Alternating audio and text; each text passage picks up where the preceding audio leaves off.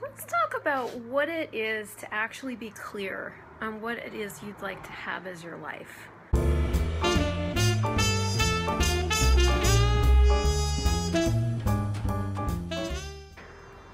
When I first started with Access, when I first started, I don't even know if this entered the conversation because I was so busy trying to get happy and get out of all my stuff. Like, I was a constant worrier and overanalyzer and taking things personally and feeling rejected, and like I had all manner of, shall we say, shit to get through. But as I started getting through all that and I got to this really cool space, which is who we truly are and the infinite being that we truly are, it became a generative space where actually nothing had been created yet.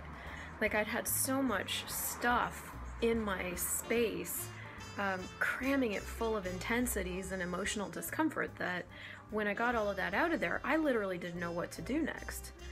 And so I started talking to some of my friends that were certified facilitators, and I started getting into the conversation of like getting clear on what it is I'd like to have as my life.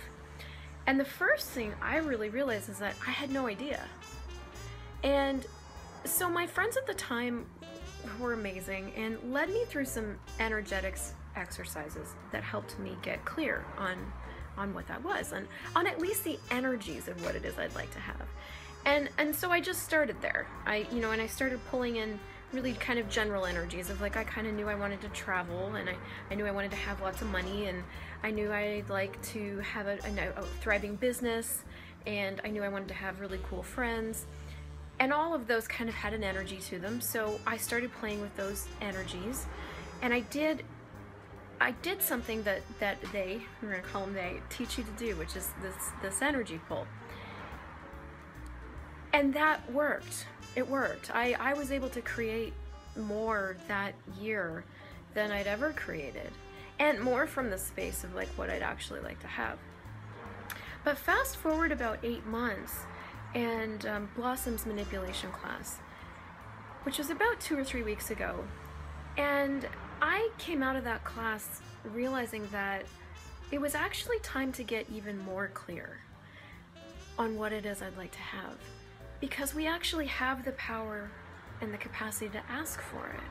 And when we get curious about it and we wonder about it, then it can actually show up and the universe can actually deliver. So I want to take you through an exercise that will help you get more clear.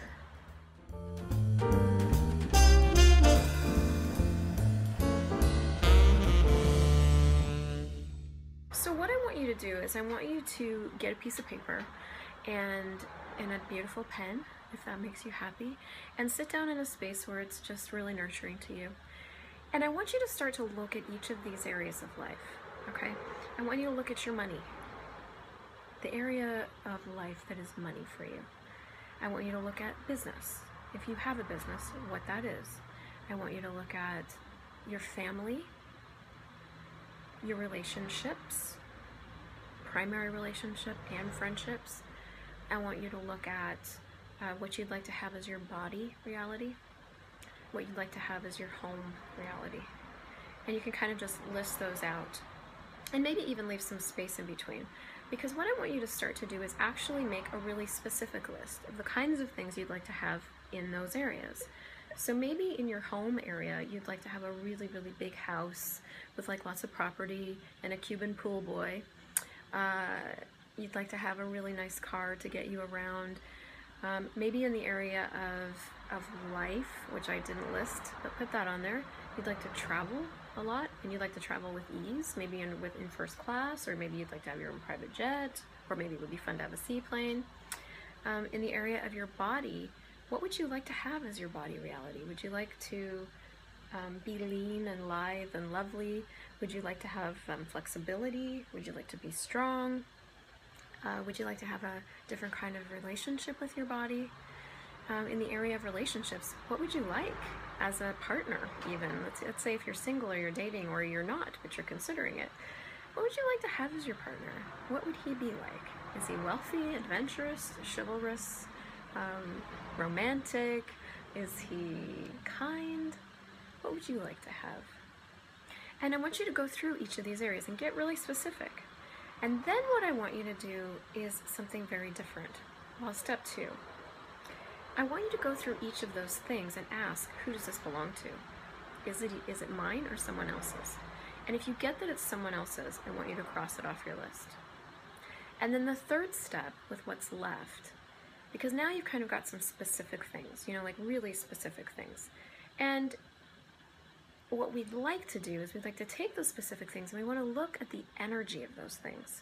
So like, for example, if what you'd like to have is this large house on a sprawling property with a Cuban pool boy, what are those energies?